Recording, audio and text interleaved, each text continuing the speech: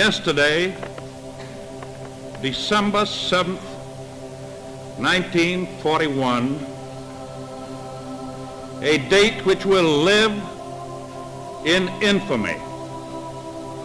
The United States of America was suddenly and deliberately attacked by naval and air forces of the Empire of Japan. No matter how long it may take us to overcome this premeditated invasion, the American people in their righteous might will win through to absolute victory.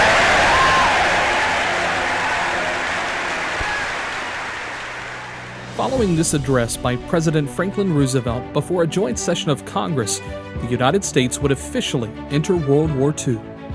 Millions of Americans enlisted and were drafted to fill the needs of the military. Americans like Earl Hill of Pocahontas, who was originally from the Warm Springs area of the Boot Hill of Missouri. Seaman First Class Hill would enlist in the United States Navy on July 26, 1944. Seaman First Class Hill's brother was already in the armed forces, serving in the U.S. Army, which led him to join the fight after being left alone at home with no other siblings. Which leads to the question, if his brother was in the Army, why did he join the Navy? I knew the Navy eat a little better, and that is one thing. And I thought, well, I liked the water and hunting all my life, and a lot of fishing all my life. And I just thought, well, that's what I want. But I wondered after I got connected up there, it was very serious. When Seaman First Class Hill received his orders, he would travel to St. Louis, Missouri. There, he would endure 5 weeks of extreme training. Took a bunch of us and put us through 5 weeks of severe training to see how much you could stand. And they picked me out as one that, you know, it maybe a lot of them, the city boys, couldn't take it. We had a lot of people out of Chicago and different things, cry of a night all night long, couldn't stand it. But I was, I guess, more or less a roughneck. Following Seaman First Class Hill's completion of boot camp at St. Louis, him and his comrades would then travel to Virginia. There, they would be split up and sent to their new respective assignments. However, he didn't leave boot camp in St. Louis without any special memories. One in particular is of a former instructor that he still carries with him today. I remember one old chief, tough as a pine knot. I mean, he could outrun anything I ever seen in my life, and he'd put her all out too, and he made us do it till we fell out. And one night, I'll tell you my story. I tell you, they had several of us there, probably 100, and we was taking some training, swimming, all this and that. And one of the guys, they turned the lights out, and so he had to let a poot. Well, some of them laughed, you know. Thought nothing about it, ha, ha, ha, ha, ha, and they didn't say nothing. About 2 o'clock in the morning, there's 5 minutes, everybody out on the grinder, and marched us 2 hours over that fart. But there wasn't no farting anymore. It wasn't, it didn't, nobody sounded. It was lights out, lights out. And it was only about 20 of us survived. The rest of them fell out, man.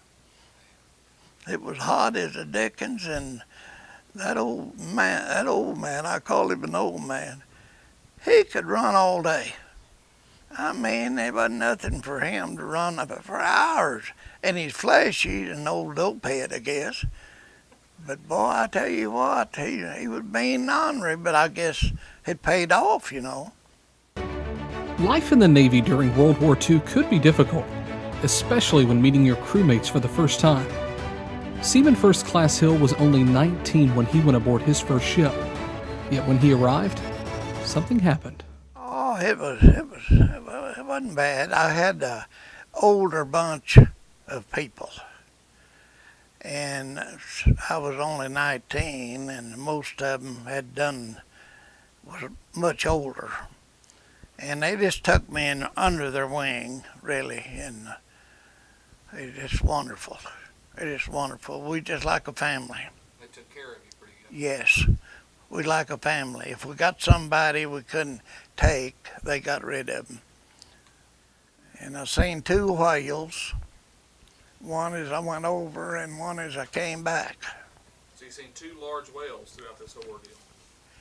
That one whale waved to us out front, like telling us who she was. Took that old tail about a quarter of a mile and take it and give us a wave. I was up on the gun, and she waved us goodbye. Finally aboard the LCT, Seaman First Class Hill would depart from New York, bound for Hawaii. Initially, Hill and his fellow sailors had no idea where they were headed to or when they would get to their destination. On their way to Hawaii, they would travel through the Panama Canal and battle storms that would rock the ship as well as enemy fire. Orders from their commanders were to keep moving forward, don't stop, and most importantly, don't give up. Some days that was better said than done. While they did make it, several fish did not. Storms the crew encountered were so bad that the next day they would have to shovel off the dead fish back into the ocean. The storms would come and their trials at sea would be many. But after 31 grueling days, they would arrive in Hawaii, ready for their next mission. We went, found some water out there on Christmas Day, me and a boy. Never seen a guy, never seen a person. So we celebrate the Christmas out there swimming in this bay, and nothing. No animals of anything. No nothing. And I was telling Danny, there is a little deal there. It was eels. No fish in it, but eel. Eel about yay long. And I'd be up there piddling around, looking at it. All there was on the deal there was bananas. We just go out and get a stalk of wild ones. And later years, of course, they raised, you know, but they had a train, and there's a big army base up in the mountains. Checked car with us, and that train had come down, and he'd get so many soldiers and Navy guys on that thing, it'd barely pull itself. You just catch it on and go uptown if you wanted to. And I didn't go up very many times, but it wasn't done up there to see, and I was telling Danny, I was telling him about when the state liquor come in. They called that other when it first come in. I wouldn't drink it. They called it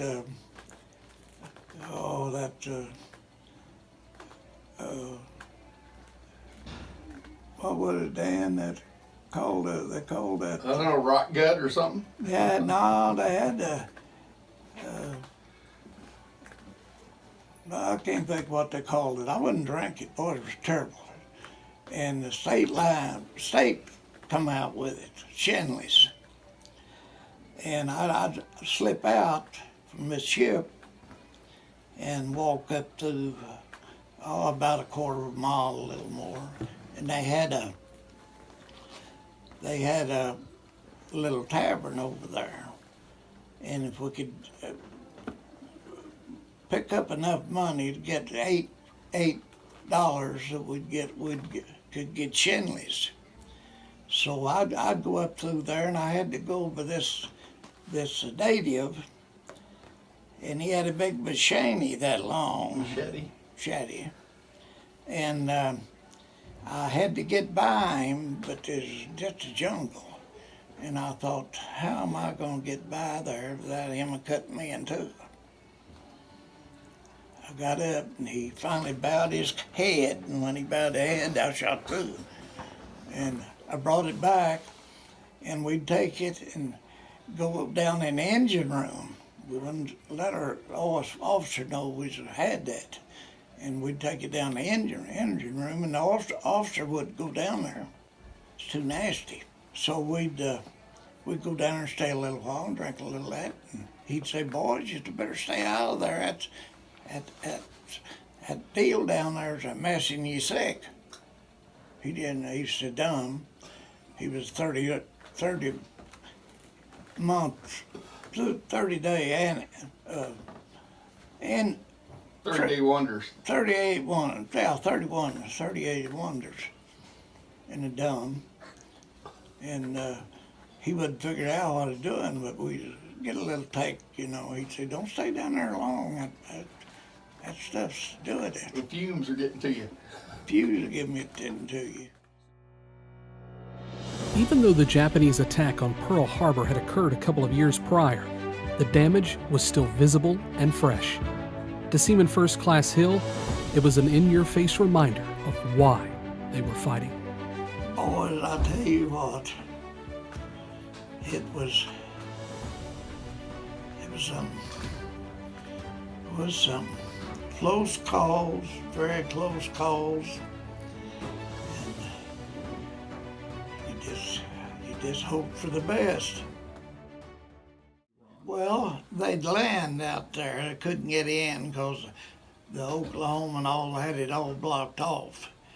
And we'd have to go out and get them and bring them ashore. And about 25 at a time. And we had about 6 or 8 of these amphibious tanks pulling them in, you know, taking them in. They'd be in full dress, and we'd bring them in shore. It gives you the idea I'd never make it back. I didn't figure, you know, see, they didn't tell us where we was going or nothing about. And I was up on the gunner's ship, gunner's mate. If something happened to him, I took over. And I seen a submarine coming.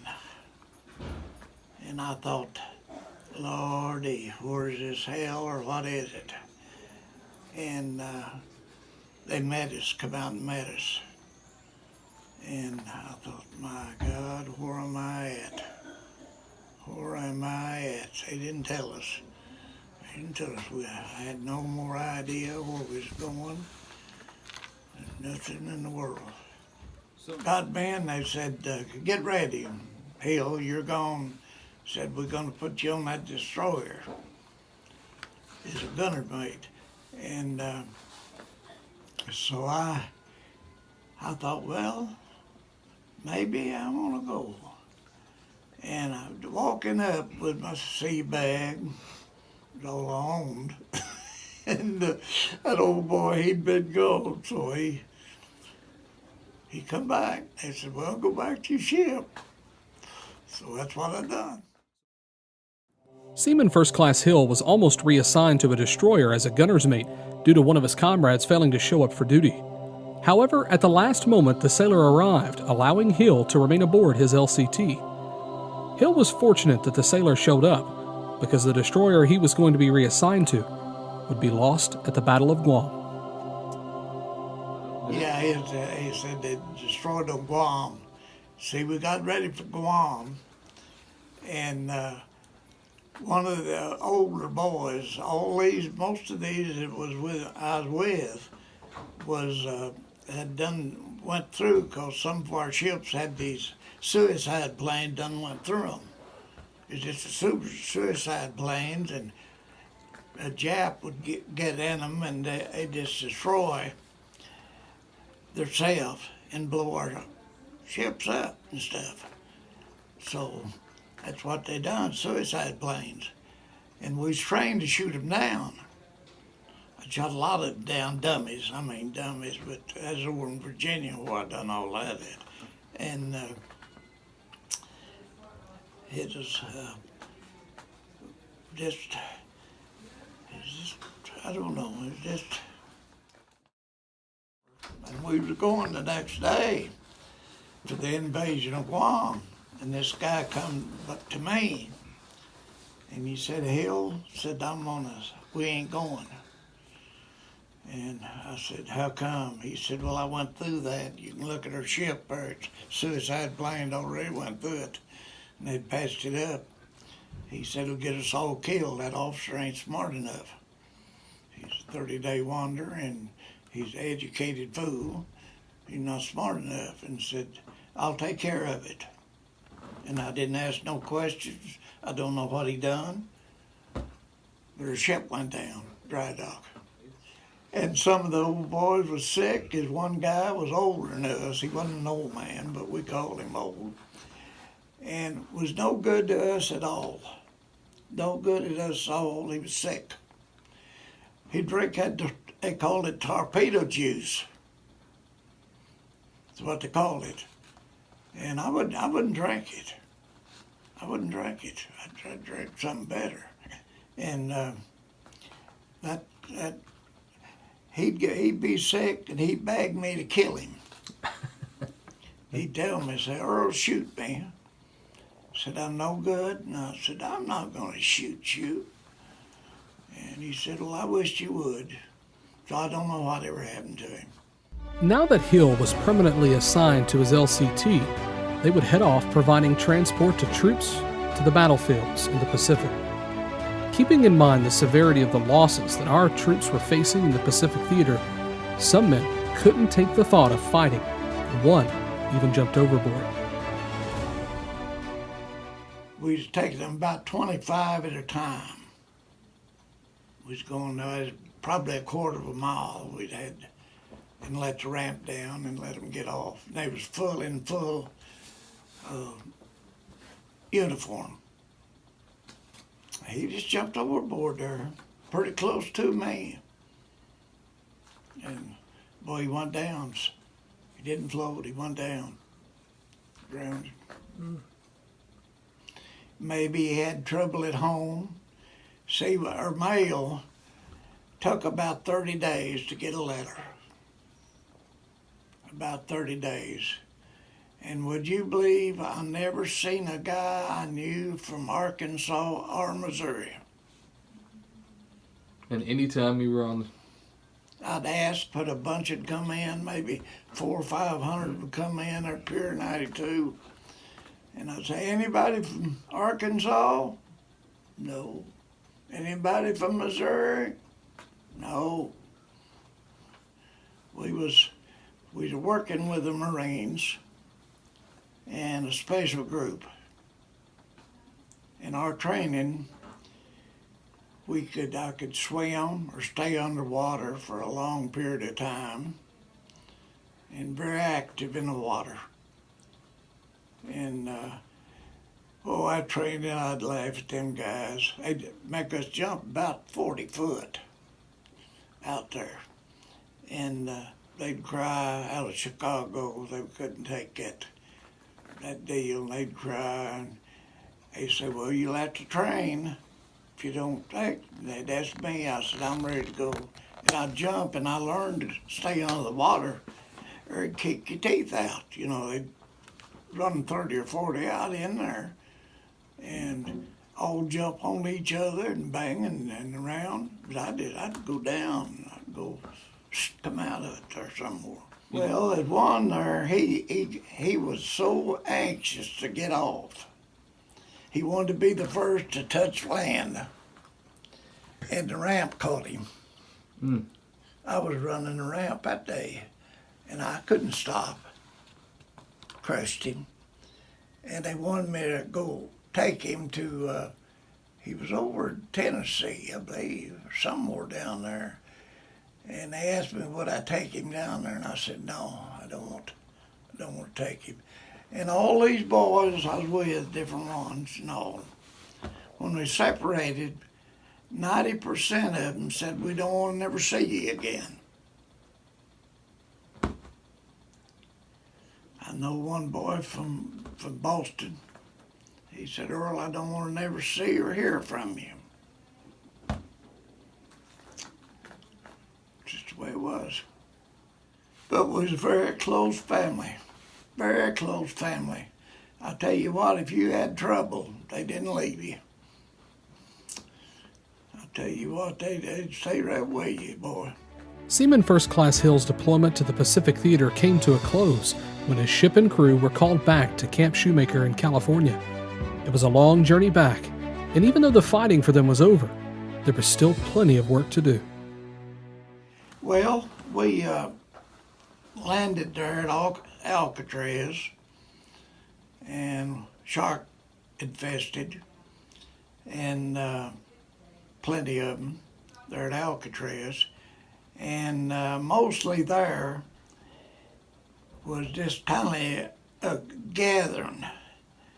We had quite a bit we could do. I mean, you know, the war was over and we were replacing different things and just, you know, pretty slack, really. And I got to see a lot and make all the taverns, of course, and lots of fights. Didn't amount to much. Well, I took care of that ship, and on my last, and we dumped these. I had to get ready. We had 6 tons of food on this ship, and I was the only one left. I was younger, and I was the last one. They wanted us to go up to Oregon. And officer said, well, we can't go to Oregon. Me and him's the only one left. He was really a nice guy. So they kept discharging them and all, and they put me in charge of getting rid of that stuff. And I took fuel, 55-gallon drums, knocked a hole in them with an axe and rolled them down the ramp, sunk them. And I thought my dad can't get no gas to farm with. And I got rid of that, and a lot of the food, I bootlegged it. I know a guy, I'll never forget it, he was a little feller there. And he come down there, and I had 100 pounds of coffee. And he wanted that coffee, and I said, well, I'll tell you what, if you got $5, you can have it. I'll put it on your shoulder, and I don't ever want to see you anymore. And he carried her. He was a little guy, but he carried that out of there. Of course, he probably sold it or bootlegged it. And I'd sell stuff, you know, some. And I know one time I was aiming to get some pay, and I went down there to line. They said, well, you ain't getting nothing. Said you're AWOL. I said, no, I ain't WWII. Well, I thought I got to do something, or they'll throw me in the brig. And what I done, I run back to the officer, and the officer, boy, he went down there and give them a going over. Said, well, Earl was here. Said, I checked him in this morning, but they wanted me to wash the darn dishes. And I was getting out. I said, I ain't washing no darn dishes. Let the other guys do that. I've done my part of that dishwashing. I ain't gonna do it. And of course that wasn't that great, but anyway, it got me out of there. But they had me a red line, boy. I wasn't gonna get no pay. So that $24 meant quite a bit to me. Seaman First Class Hill's time in the Navy had now drawn to a close. His service to the nation had been fulfilled. Yet his journey wasn't over, as the fun appeared to be just beginning, as he ran into a professional gambler who made an interesting impact. Well, it was Christmas, and three of my buddies, four of us, said, "You want to go to," we had time off, thing. Said, "You want to go to Reno, Nevada?" I said, "Yes." We'll go to Reno, Nevada. Well, how we going to get there? We're going to hitchhike. So we took off. And guy come along, but we had to go over the mountains. And there was 10 foot of snow. So he said, "Now, boys," I looked, and boy, he had rings all over, I knew he was a professional gambler by his actions. He said, "Don't act like you ever seen me before. I'll take you down there. But don't be around me. Don't bother me." And I think I had $20. The other boys had about $20 apiece. So we went up at Reno, Nevada. Never forget it. They had the silver dollars out here in the streets. Everything was silver. These old miners come in with the gold. And plenty of drinks. You didn't need any money. So we just played the small. Everything was silver. And we stayed 2 days and 2 nights.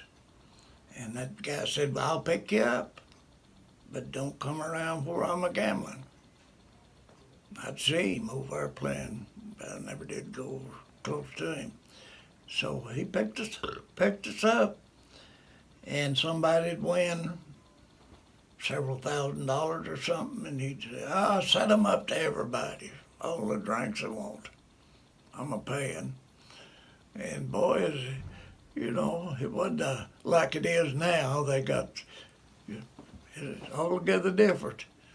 So, did you hit a nickel slot machine? Oh yeah, yeah, and I had them white caps. That was funny, and that learned me something. I learned some there.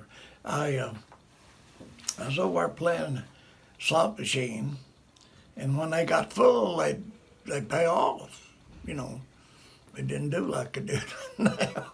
So I hit the jackpot, and I grabbed my white hat off, filled her up, laid her aside, grabbed my buddy, filled it up, and filled up another, and 3 caps. And me, see, that's a kid for you. I decided I'd get a quarter, and invested quarters. So I went over and changed all the quarters. I don't know how much it was, a lot of it. Lost every penny of it. And I said, "Well, now listen, Earl, you're not doing this right. You gotta, don't do it." And that had to give me a lesson right there.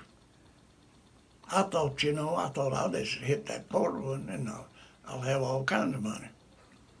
But And you didn't. I didn't.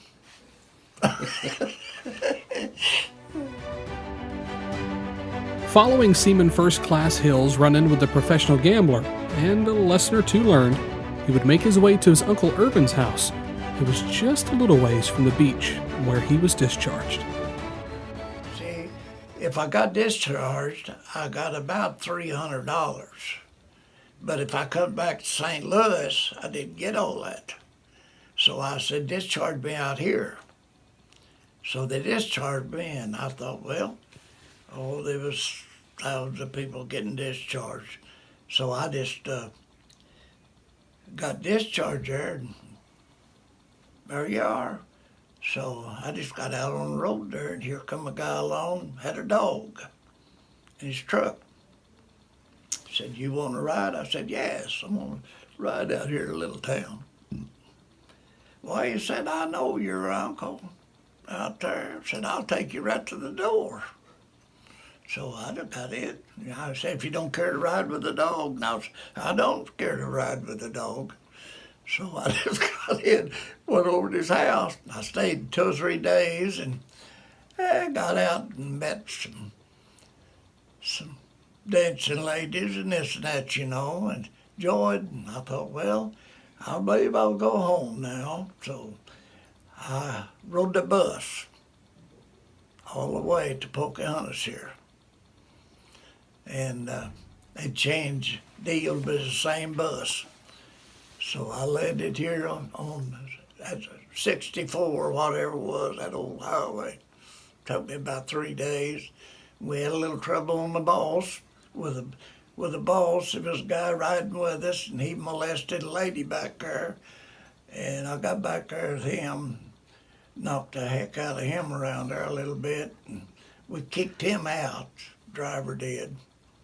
I don't know what happened to him, but he opened the door and kicked him out. Desert out there. So.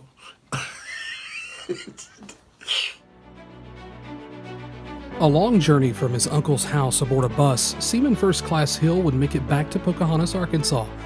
He was finally home. However, it wasn't the same home he had left before. Well, you're lonesome and couldn't make up your mind what you really wanted to do. And I thought, well, I'll roam around 2 or 3 years. And I roamed St. Louis and here and there, and really in Florida. And I farmed a little, raised some cotton, and made a little money. Not much. Sold it up at Maynard there, and things like that. But I wasn't ready to marry. And I had lots of girlfriends and a lot of opportunities. And I thought, well, I'm not going to be in no hurry.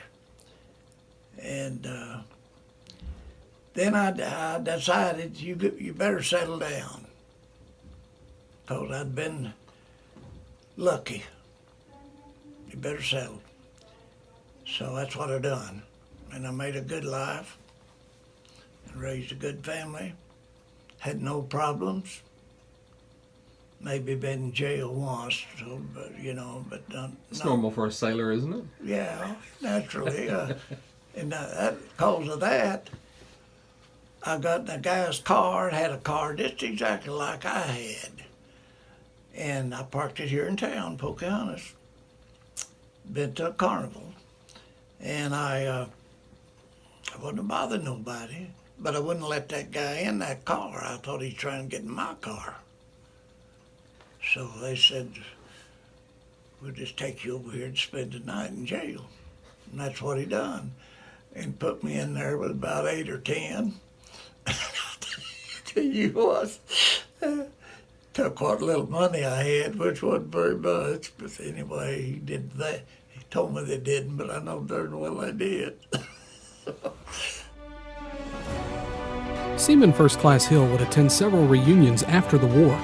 Yet the one thing he is most proud of is his family, the support they have shown him and the respect they've given him. Got a nice bunch, raised a good family, very good family, and they treat me good, and I'm proud of them. Never had no problem with them, thank goodness.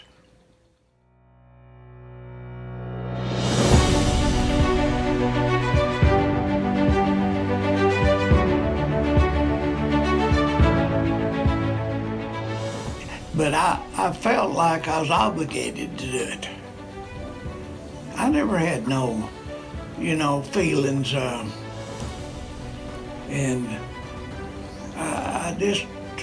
I felt like I was doing a good cause. I guess I was different from a lot. I've talked to guys that tell me this and that, and different things, but I felt like it made a man out of me. I'll put it that way. Be very cautious. And don't be led astray. Just, you can have fun. And later years, I had some businesses. I had a store and all, and I know the way thing is. And we can all be. Don't let politics ruin your life. Do what do what you think, but think straight. It's not easy. It's just, I don't know, just make good of yourself. Don't down people. My dad always said, don't talk to somebody that's not smarter than you. Said, if you don't, you won't ever learn nothing. Well, that was his story, right there.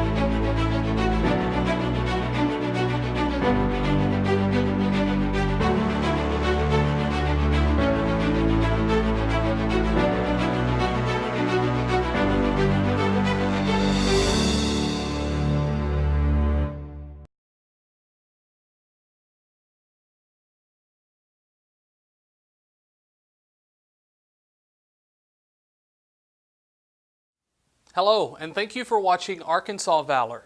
This documentary was produced by T-Ward Media, and I am humbled and honored to be able to bring you these stories of our veterans that you will not find in history books. Preserving history has always been important to me, and through Arkansas Valor, I am able to secure these stories and our fragile history for preservation for future generations. Their stories of sacrifice, bravery, and honor will be remembered throughout time because of their willingness to speak. And if you or someone you know wants to be a part of Arkansas Valor and tell their story, please contact us at the information below.